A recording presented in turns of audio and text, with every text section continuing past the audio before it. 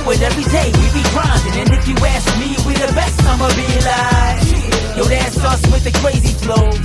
And you gon' hear us on the radio. This is how we do every day, we be grinding. And if you wanna come and test us, I'ma be like, yo, that's us with the crazy flow. And you gon' hear us on the radio when I'm spitting all these rhymes. What's going on, everybody? Welcome back to another 10-yard fight. This is Volume 3 Resurrection. Once again, this is Part 6. The Gun Bunch Open and the Gun Bunch Open Offset. Today we will deep dive into some close detail once again, because it just seems like the small things make a big difference. The little things. You always got to do the little things right? Alright, like this punt return right here. Trying to get some of my yards back, man. You know what I'm saying? We're going against the Dallas Cowboys. Here are your interchangeables. Wide trail, inside zone, fake screen, read bubble. Those are the main plays, but the interchangeables are the plays you can come out in, or sometimes you switch them up with the main audibles. And on the bunch part of it, looks like that. Don't sleep on bunch trail and dig return. Don't sleep on bench pivot and halfback draw. I don't really talk about those plays that much. Well, I've been talking about bench pivot lately because it's the same side read. So here we go. As you can see, it's 10-0. We are going to pay some good attention. This is a good team to be doing film study with, even though users vary. This guy got overly aggressive. He saw the same side read and thought he was going to jump a pick, and he got lost in the sauce. He was responsible for Ingram. Now, let's go back. Look at this pre-snap. As you can see, it's a triangle type of defense. Post-snap. First, in the beginning, pre-snap, it was a too-high safety shell. So there you go, 20 yards of separation among two defenders. That's 10 apiece, right? That's how wide open we were, because he missed his assignment. He wanted to get aggressive, and see, that's why we always say we make everything look the same. 3 men going over in the same area. So I'm starting to notice that this is what's going to get the big plays. We got a touchdown, got a massive game, and we also got the user's attention. And what I mean by that is, the next drive, he's going to be target fixated that way. He will never forget about the long touchdown we just scored. And over there in that corner, and you see he just ran to that side. Like, he didn't play the man or the play. He just played the area. He just flew over there and just left Poe Ingram. He just left Poe Ingram. And look how much time we had. Look how much space we got. And he never recovered from that. So, and I always say, I don't be expecting a big play and a touchdown. You just got to do the small thing right by reading the keys, right? So we'll fast forward to the third quarter. The score is 24-8. I did catch like a pick six in the midst of this stuff like that. But I'm just showing you guys because this is a good defense to go against. They got stars all over the field.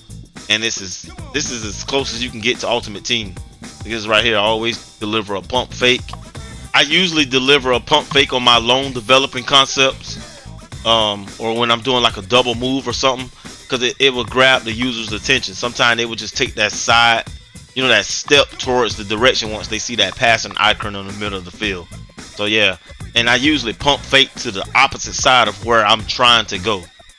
So yeah, that usually moves the user. They used to make the some of the computer controlled defenders slip and fall sometime, but I guess all these patches and glitches be coming out, so they probably just kind of tuned that down. You rarely see a DB slip and fall, but sometimes you will catch them off guard.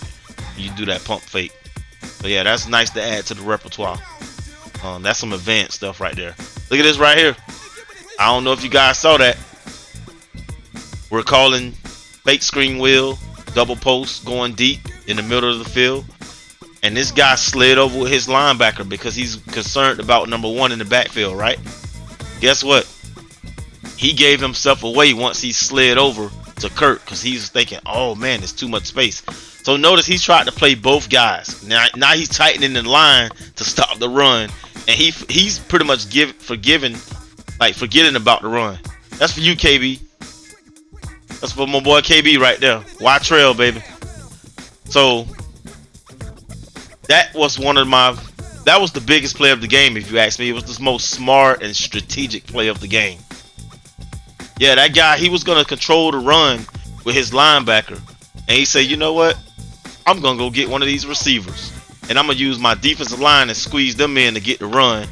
And I'm going to stick one of these receivers. So what I did is I just instantly went to Watrell.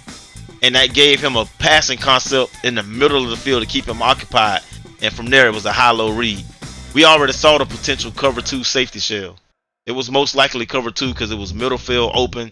And we saw the space. Like, he's scared to man align at this point. See, that's what this spread offense does to users. It keeps them in zone. It keeps them in man. It puts them in a position where you can easily identify them. Because they're right now, like, they're in reaction mode. Once you learn how to read the keys and you understand what to do at the line of scrimmage, you got to win the battle up front. Right here before the ball is snapped, you got to win the battle. Like, you see the box. He's still base aligning. He's not man aligning. No one is in front of each other because he's scared of that space out there. Look at Zero. Look at all that space out there. Look at him on curse now. He don't know I'm doing halfback base. 13 gonna go grab him. He's gonna try to cut the rushing lane. Key block. First and 10. Went to second and 7. Beautiful. 7 yards on the play out of the 10-yard fight. So this is a 10-yard fight. On that down right there, we just won 70% of the battle. Now I can easily get sacked on this down and lose all that, but you know, we got to count our wins. First down. Because our goal is to keep moving forward, right? And yeah, just correct our mistakes along the way. So as you can see, that's 2 different running concepts. You guys, some of you guys I see, you know, you're getting in a bunch wide and different formations and sets because that's what's in your playbook, right? But you're limited to just one running concept. You got to switch up the running concepts just as well as you're switching up the passing concepts, right? We're going to give them credit right there. Michael Parsons came through. You know, it's a mismatch over there on the line. I didn't read properly of the pass protection. And my guys got bullied. My running back should have been helping out. So we'll give him credit right there. He got it. He got it. I had a wide open man too. I was so mad about that. R1 was wide open. That was the same side read just like this. 3 men are going left, shallow, medium, and deep. Got him. I'm starting to think this is the way to go right here. It's pretty much like a triangle, you know, or it's leveled out. It's the same side, and then they're just on top of each other. I'm starting to think that's the way to go right there. That's a nice way to attack the defense. See, ain't nobody go to the right side, so he's actually kind of weak over there. You can see the space once I snap the ball. Look at 17 took down the flat defender, and look. It's 2-on-1 on the back end. Imagine if I was going to the corner, the deep corner, with number 7 or 13. It'd be all messed up. Like, what if I would have sent 13 to the corner? And that right there was his timing. Back shoulder throw. That was pure timing because I had the space and the time. So yeah, the same side reads is what's clicking right now. And when I go to the next scheme, I'm gonna have to pull some principles from this scheme to make it, you know, to keep this going. I'm starting to see the same side reads helps out because it's just flooding that area and it's just putting people in conflict. Like that one co-worker I was telling y'all about, he said he's starting to catch on to what I'm doing. I'm still beating him awfully. He said he been watching my film and he's studying things. But it's the principles that he got to understand. Same side reads, and then you can't do drop zones on a player like us because we do multiple plays in a down, you know, in a drive. We're not gonna do the same exact play every down like some of those guys do. Nice, we give them credit again. I can't get my lone development concept going. As you can see, I got a double move with R1. We're mismatched over here on the line. That linebacker came straight in.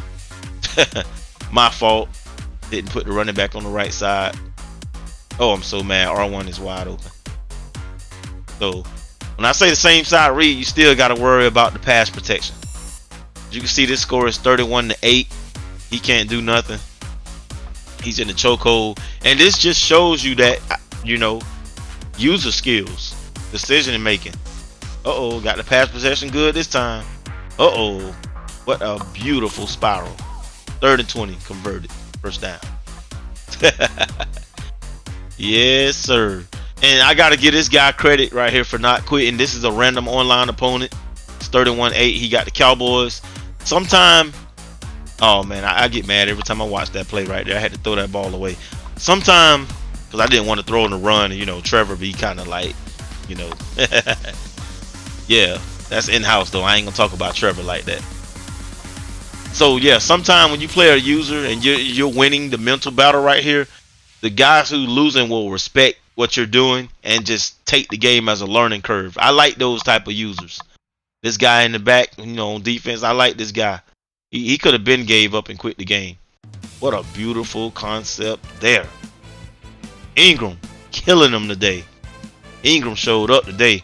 Yeah, man, that's just 5 for 161. Goodness gracious, a tight end, y'all.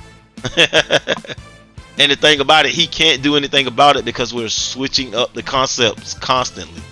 You know, we're constantly just switching up the concepts. He ain't seen counter Y yet today. Yeah, man. So that's how you create space right there. You got to switch up those concepts. Keep him guessing. Keep him in reaction mode. And it's easier said than done. Look right here. I put my guy in this position to get these results. Simple. Audible. Because we know our identity. You know, we went off the look that he gave us. Okay, the defensive end is outside of our edge, and he's the only one over there who can defend the read option. And so now it's just, do we give it or we keep it? We keep it. So I called that play just because there was no one in the alley. You know, the 3 receivers over there on the bunch side was occupied by defenders. 14, it had 14 stepped up and curved in, then I would have had another decision to make. See, let's say 14 come over there and slide in the hole in the alley. Then it'll be different. I would have had to call something different. So that's how I instantly audible to the RPO read bubble. Yeah, man, it's all about the look that they give you. You're not hoping, you're just waiting for them. All right, guys, this is Coach KK. Y'all hit that like button for me. See ya. This is how we do it every day. We be grinding, and if you ask me, we the best. I'ma be like, yo, that's us with the crazy flow. And you gon' hear us on the radio. This is how we do every day. We be grinding, and if you wanna